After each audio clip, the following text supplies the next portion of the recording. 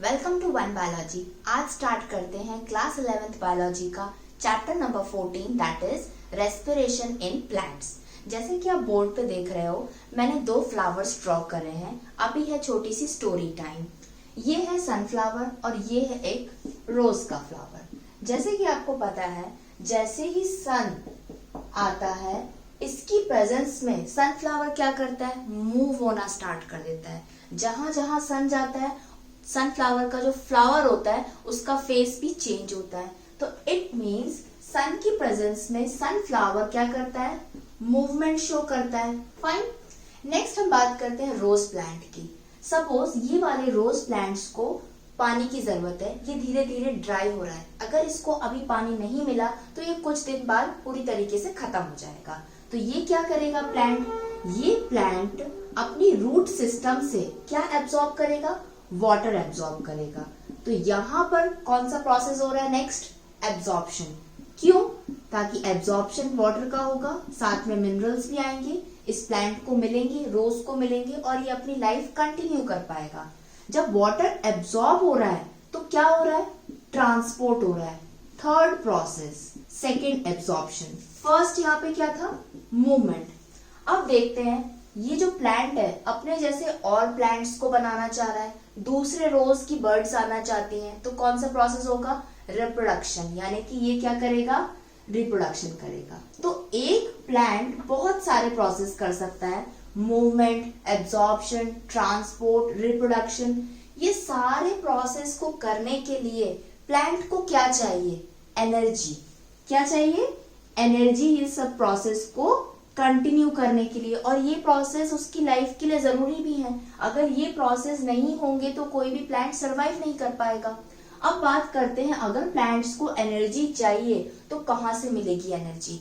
Obvious सी बात है, जैसे हम होते हैं, एनिमल्स होते हैं, उनको एनर्जी कहाँ से मिलती है, फूड से मिलती है। उसी तरीके से प्लांट्स को भी एनर्जी कहाँ से मिलती है, फूड से मिलती है। फाइन, ये वाला पॉइंट भी हमको क्लियर हो गया।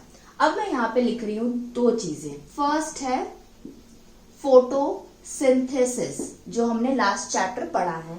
नेक्स्ट मैं लिख रही हूँ क्या, यहाँ पे बायोमोलिक्यूल्स। ये वाला चैप्टर भी हम लोग पढ़ चुके हैं। बायोमोलिक्यूल्स की में हमने क्या क्या पढ़ा था, बायोमोलिक्यूल्स में हमने पढ़े थे carbohydrate, proteins, nucleic acid, lipids. लेकिन यहाँ पे मैं ओनली 3 लिख रही हूँ, ठीक है। अब बात करते हैं फोटोसिंथेसिस की। फोटोसिंथेसिस क्या है, एक केमिकल प्रोसेस है। कौन शो करता है, प्लांट शो करते हैं। प्लांट्स के अंदर ओनली ग्रीन पार्ट होता है, जहां पे क्लोरोफिल होता है, वहां पे क्लोरोप्लास्ट होता है वो सेल्स में, वहां पे फोटोसिंथेसिस होता है। फोटोसिंथेसिस होने के बाद में क्या प्रोड्यूस होता है, फोटोसिंथेसिस एक ऐसी केमिकल प्रोसेस है जो सनलाइट के प्रेजेंस में होती है, प्लांट शो करता है और फाइनली बनाता है क्या, फूड बनाता है। फूड किस फॉर्म में बनाता है, वो फूड बनाता है in the form of glucose. पढ़ा है हम लोगों ने, ग्लूकोज बनाता है। अब यही ग्लूकोज की बहुत सारी यूनिट्स मिलके लीनियर चेन फॉर्म करती है, तो क्या बन जाता है, अमाइलोज बन जाता है। और अमाइलोज क्रॉस लिंकिंग करता है तो क्या बन जाता है, अमाइलोपेक्टिन। अमाइलोज एंड अमाइलोपेक्टिन मिलके बन जाते हैं स्टार्च। तो इट मीन्स स्टार्च क्या है, it's a type of glucose है। स्टार्च, ग्लूकोज, ये कौन से बायोमोलिक्यूल्स के अंडर आते हैं, ये आते हैं कार्बोहाइड्रेट के अंदर। तो यानी कि एक प्लांट या कहें दुनिया के सारे प्लांट्स फोटोसिंथेसिस करने के बाद में कौन से बायोमोलिक्यूल्स को प्रोड्यूस करते हैं, कार्बोहाइड्रेट बायोमोलिक्यूल्स को प्रोड्यूस करते हैं। और वो स्पेसिफिक कौन सा होता है, स्टार्च या ग्लूकोज होता है। जब ये फोटोसिंथेसिस के बाद में फूड प्रोड्यूस हो जाता है तो प्लांट्स के अंदर स्टोर हो जाता है। और स्टोर हो गया तो जब भी प्लांट्स को रिप्रोडक्शन करना है, ट्रांसपोर्ट करना है, एब्जॉर्प्शन करना है, मूवमेंट करना है, तो वो वाले फूड को वो यूज करेगा, उसमें से एनर्जी को लेगा और अपने जो भी प्रोसेस है उसको कंटिन्यू करेगा। ये वाला पॉइंट भी समझ में आ गया। लेकिन जो चैप्टर का टाइटल है रेस्पिरेशन इन प्लांट्स, वो अभी तक हमने नहीं पढ़ा। क्यों? क्योंकि आपने देखा जो फूड होता है उसमें से एनर्जी रिलीज होती है प्लांट्स को यूज करने के लिए। तो फूड में से एनर्जी कब रिलीज होगी, जब फूड का ब्रेक डाउन होगा। हम जब खाना खाएंगे, डाइजेस्ट होगा खाना, उसके बाद हमें एनर्जी मिलेगी। केवल खाना देख लेने से या खाना बना के रख देने से हमको एनर्जी नहीं मिलती।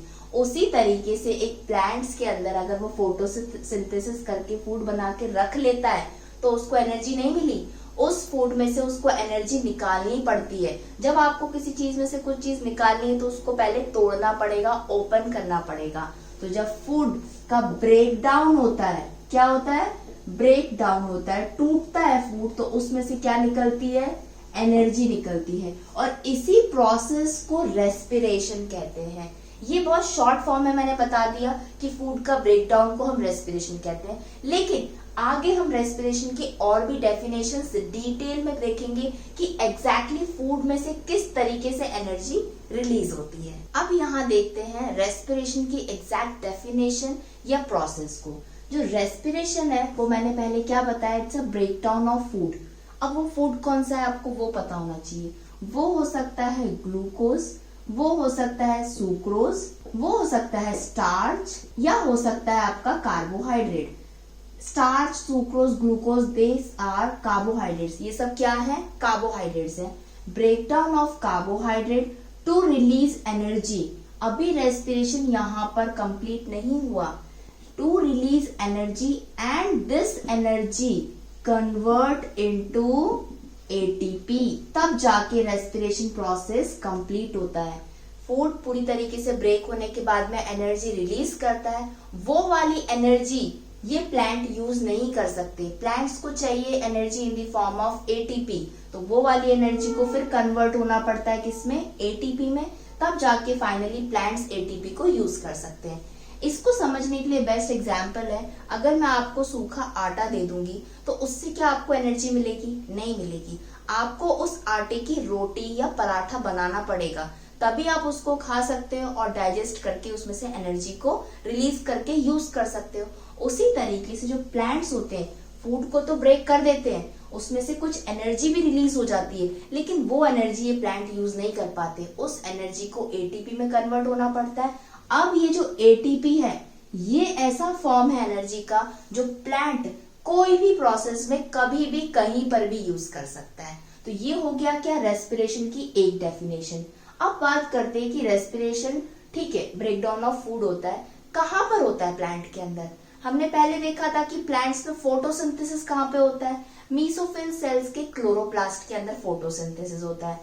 और क्लोरोप्लास्ट के अंदर, सपोज ये एक क्लोरोप्लास्ट है, मैंने बनाया है, क्लोरोप्लास्ट के अंदर फोटोसिंथेसिस हुआ इसकी मेम्ब्रेन में, और फाइनली जो प्रोडक्ट बन के आया था वो कहाँ पे था, वो था यहाँ के स्ट्रोमा एरिया में प्रोडक्ट पड़ा था। वो प्रोडक्ट क्या है, कार्बोहाइड्रेट, स्टार्च या ग्लूकोज, आप जो कह सकते हो।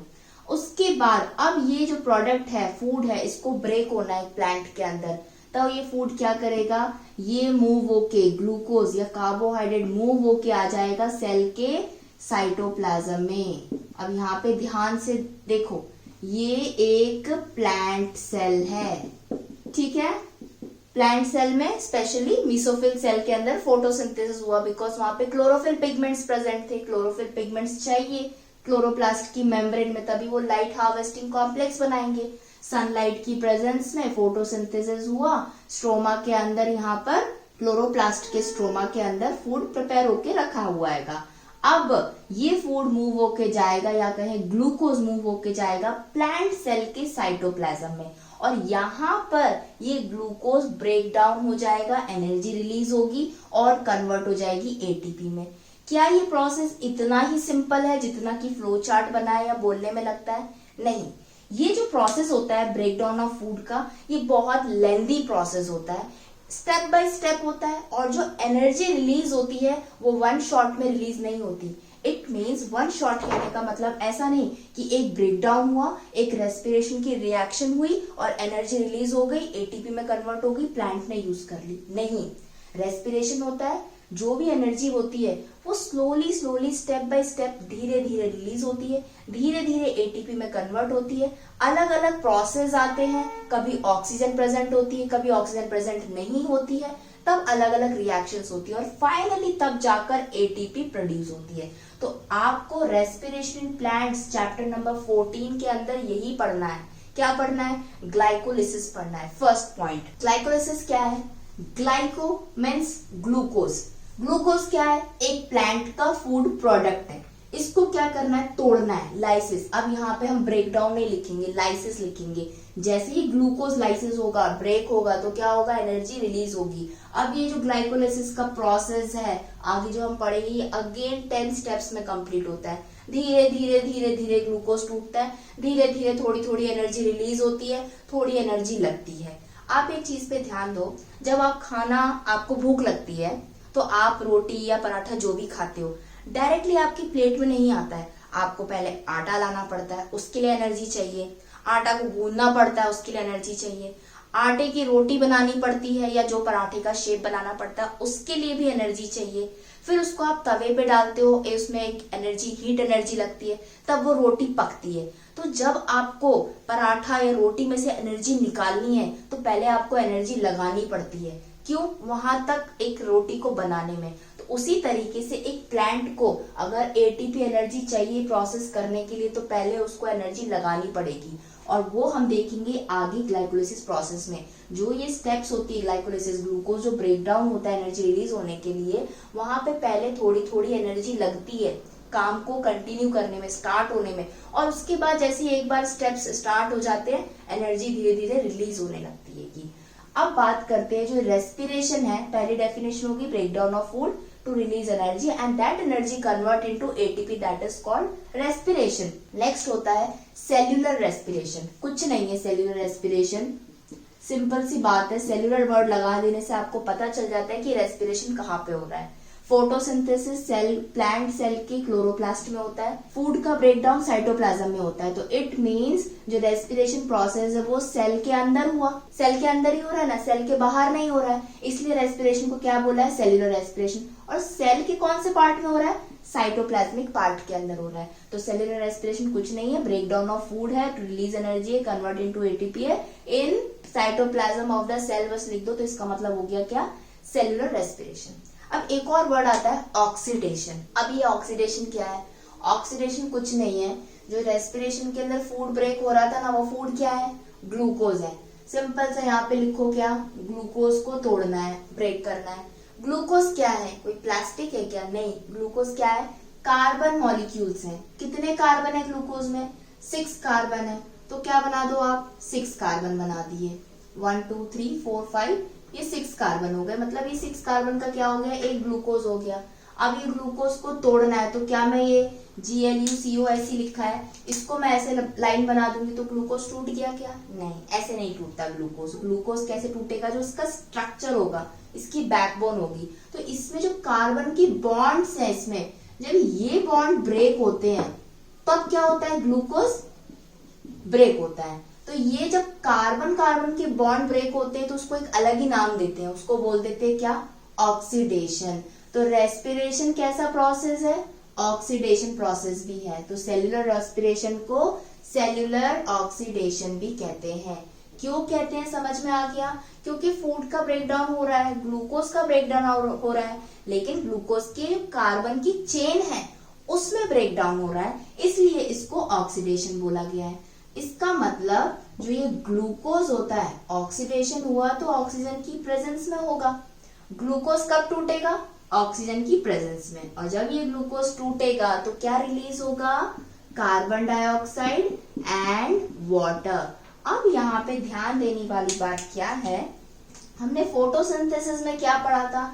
जो प्लांट सेल के क्लोरोप्लास्ट में हो रहा था, वहां पर कार्बन डाइऑक्साइड एटमॉस्फेयर से प्लांट लेता है, ठीक है, वाटर रूट से ले लेता है, प्लांट की बात कर रहे हैं। इन द प्रेजेंस ऑफ सनलाइट क्या बनाता है प्लांट? फोटोसिंथेसिस करके ग्लूकोज बनाता है। बना लिया ग्लूकोज, और क्या रिलीज कर दिया उसने? ऑक्सीजन रिलीज कर दी। ये ग्लूकोज जाके प्लांट के सेल में स्टोर हो जाता है। अमाइलोप्लास्ट, आपने डिफरेंट टाइप के प्लास्टिड्स पढ़े थे, वहां पे स्टोर हो गया। अब प्लांट को कुछ टाइम के बाद एनर्जी की जरूरत हुई, वो ग्लूकोज को पकड़ के लेकर आए। कहां पर? साइटोप्लाज्म में पकड़ के लेकर आ गए। अब यहाँ पे ग्लूकोज की कार्बन चेन को तोड़ दिया और उधर क्या हो गया? ऑक्सीडेशन हो गया।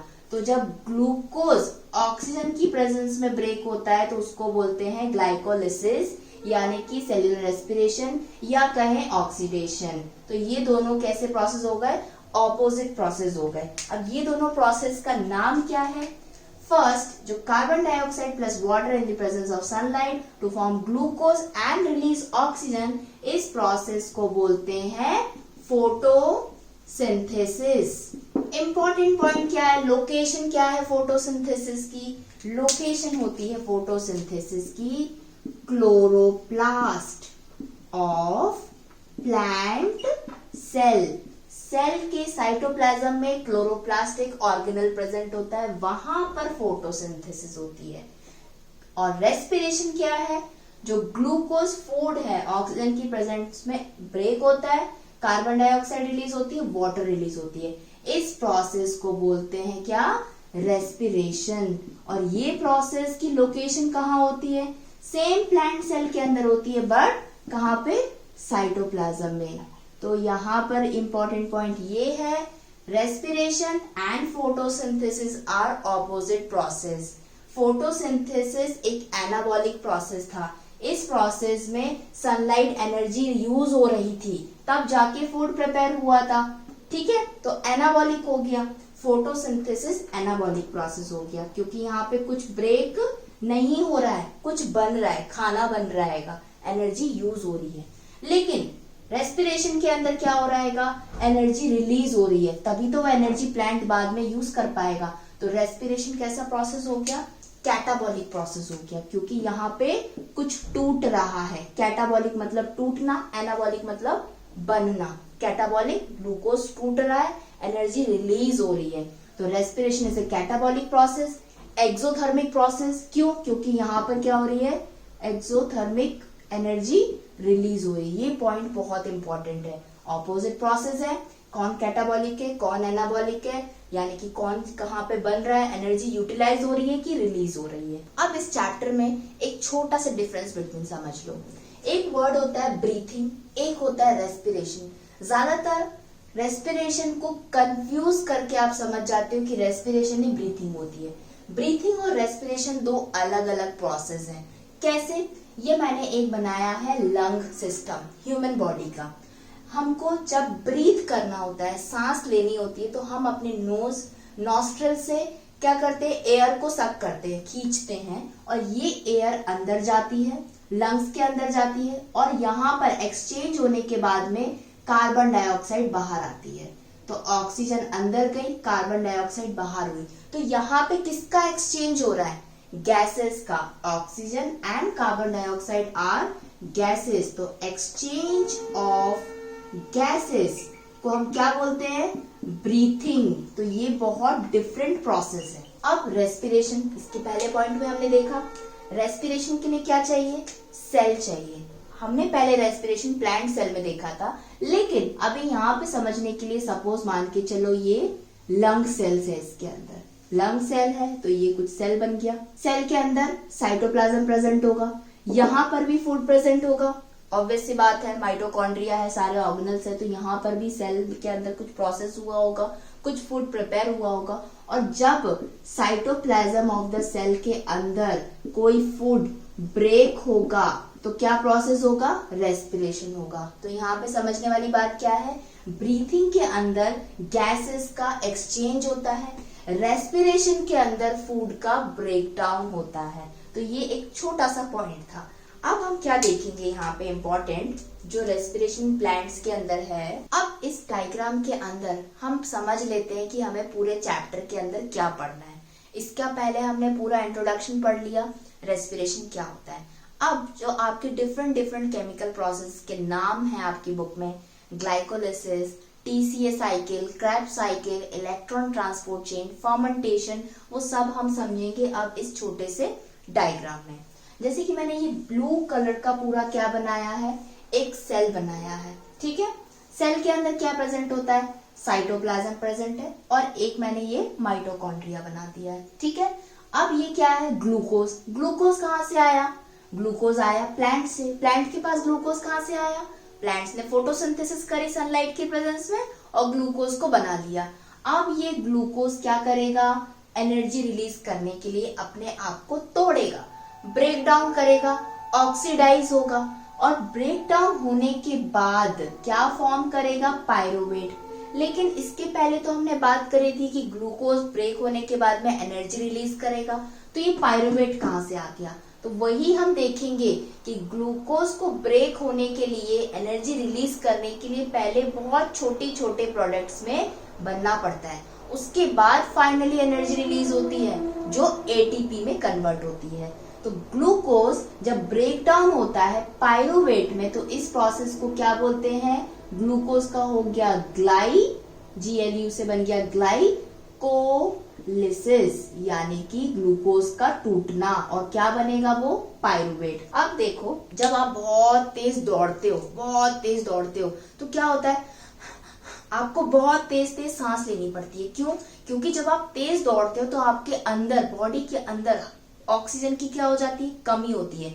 बॉडी में ऑक्सीजन की कमी हुई है तो सेल के अंदर भी ऑक्सीजन की क्या हो जाती है, कमी हो जाती है।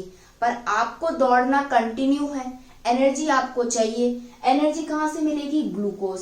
यानी कि आप अगर दौड़ रहे हो कंटिन्यू तो आपका ग्लूकोज टूटते रहना चाहिए एनर्जी को रिलीज करने के लिए, ठीक है। लेकिन ऑक्सीजन की कमी होती जा रही है तो क्या होगा, क्या ग्लूकोज टूटेगा नहीं। इससे पहले मैंने बताई थी एक रिएक्शन, ग्लूकोज ऑक्सीजन के साथ मिलके रिलीज करेगा कार्बन डाइऑक्साइड एंड वाटर। लेकिन यहाँ पर ग्लूकोज अगर माइटोकॉन्ड्रिया के अंदर ऑक्सीजन की प्रेजेंस में ब्रेक होता है तो उसको बोलते हैं एरोबिक रेस्पिरेशन। जब आप तेज दौड़ लगाते हो, आपकी बॉडी में, आपके हर एक सेल में ऑक्सीजन की डेफिशिएंसी होती है, तब भी ग्लूकोज ब्रेक होता है। ग्लूकोज ब्रेक हो सकता है in the absence of oxygen, और तब उस रेस्पिरेशन प्रोसेस को क्या बोलते हैं, एनारोबिक रेस्पिरेशन, क्योंकि ग्लूकोज के ब्रेक डाउन होने को ही क्या बोलते हैं, रेस्पिरेशन। तो जब glucose in the absence of oxygen break होता है तो उस प्रोसेस को बोलते हैं एनारोबिक रेस्पिरेशन एंड फर्मेंटेशन। तो ये हमने एक न्यू वर्ड पढ़ा। तो आपको रेस्पिरेशन इन प्लांट्स चैप्टर के अंदर एक फर्मेंटेशन प्रोसेस भी पढ़ना है। सबसे पहले आपको क्या पढ़ना है, ग्लाइकोलिसिस पढ़ना है कि ग्लाइकोलिसिस क्या होती है। ये एक प्रोसेस है, लंबा प्रोसेस है। नेक्स्ट क्या पढ़ना है, अगर ये ग्लूकोज, ठीक है, ग्लूकोज ब्रेक हो रहा है, उस प्रोसेस को ग्लाइकोलिसिस बोलते हैं। अगर ग्लूकोज ऑक्सीजन की प्रेजेंस में ब्रेक नहीं हो रहा है तो उसको क्या बोलते हैं, फर्मेंटेशन बोलते हैं। तो सेकंड आपको पढ़ना है फर्मेंटेशन। प्रोसेस क्या होगा, ग्लाइकोलिसिस ही हो रहा है फर्मेंटेशन में, लेकिन इन द एब्सेंस ऑफ ऑक्सीजन हो रहा है। अगर ग्लूकोज ऑक्सीजन की प्रेजेंस में नहीं टूटता है तो क्या फॉर्म करता है, लैक्टिक एसिड एंड या फिर अल्कोहल एंड कार्बन डाइऑक्साइड। जब हम बहुत ज्यादा दौड़ लगाते हैं उसके बाद में हमारे मसल्स क्या होते हैं, स्टिफ हो जाते हैं, कड़क हो जाते हैं। क्यों? क्योंकि उसके अंदर क्या होता है, मसल्स में फर्मेंटेशन प्रोसेस होती है, एब्सेंस ऑफ ऑक्सीजन में ग्लाइकोलिसिस होती है और लैक्टिक एसिड बन के जमा हो जाता है। जब आपके मसल्स बहुत टाइट हो जाते हैं ना, दौड़ने के बाद रात में दर्द होते हैं, कड़क कड़क महसूस होता है, तो वो कुछ नहीं होता है, वो लैक्टिक एसिड होता है जो बन बन के जम चुका होता है। अब ये हो गया पार्ट क्या, फर्मेंटेशन का। ये कहाँ पे हो रहा है, सेल के साइटोप्लाज्म में ही हो रहा है। साइटोप्लाज्म के अंदर ही ऑक्सीजन की कमी हो जाती है, ठीक है। सेल के अंदर एक और ऑर्गेनेल प्रेजेंट होता है, दैट इज माइटोकॉन्ड्रिया। माइटोकॉन्ड्रिया के अंदर ऑक्सीजन की कभी भी कमी नहीं होती, हमेशा ऑक्सीजन प्रेजेंट होता है। तो यहाँ पर अगर ग्लूकोज पहुंच गया माइटोकॉन्ड्रिया के अंदर और उसका अगर ब्रेक डाउन हो रहा है तो रेस्पिरेशन हो गया। कौन सा रेस्पिरेशन हो गया, एरोबिक रेस्पिरेशन हो गया, क्योंकि ऑक्सीजन की प्रेजेंस में है। और हमें यहाँ पर माइटोकॉन्ड्रिया के अंदर दो प्रोसेस को पढ़ना है। फर्स्ट है क्या, TCA साइकिल, या फिर इसको बोलते हैं Krebs cycle. First second process हमें पढ़ना है ETC, यानी कि इलेक्ट्रॉन ट्रांसपोर्ट चेन। तो फर्स्ट हो गया ग्लाइकोलिसिस, सेकेंड हो गया फर्मेंटेशन, थर्ड हो गया TCA साइकिल या क्रेब साइकिल, एंड फोर्थ हो गया क्या, इलेक्ट्रॉन ट्रांसपोर्ट चेन। ये सारी प्रोसेस ग्लाइकोलिसिस यानी कि रेस्पिरेशन के अंदर आती हैं। सब प्रोसेस होने के बाद में कुछ प्रोडक्ट्स बनेंगे, बाई प्रोडक्ट्स बनेंगे, फाइनली एनर्जी रिलीज हो जाएगी जो ATP में कन्वर्ट हो जाएगी। लेकिन आपको ये याद होना चाहिए कि TCA साइकिल, क्रेब साइकिल कहाँ होती है किसी सेल के अंदर, माइटोकॉन्ड्रिया के अंदर होती है। ऑक्सीजन की प्रेजेंस में होती है कि एब्सेंस में होती है, ऑक्सीजन की प्रेजेंस में ही TCA साइकिल होती है, इलेक्ट्रॉन ट्रांसपोर्ट चेन होता है। अगर ऑक्सीजन नहीं है तो वो साइटोप्लाज्म हो गया। तो साइटोप्लाज्म के अंदर अगर ग्लूकोज टूट रहा है तो कौन सा रेस्पिरेशन हो गया, एनारोबिक रेस्पिरेशन हो गया। तो फर्मेंटेशन एक एनारोबिक रेस्पिरेशन है कि एरोबिक रेस्पिरेशन है? फर्मेंटेशन एक एनारोबिक रेस्पिरेशन है। फर्मेंटेशन होगा तो कौन से प्रोडक्ट्स बनेंगे? या तो लैक्टिक एसिड बनेगा या अल्कोहल एंड वाटर बनेगा। तो अब हम ये चारों केमिकल प्रोसेस को one by one in detail में नेक्स्ट वीडियोस में पढ़ेंगे।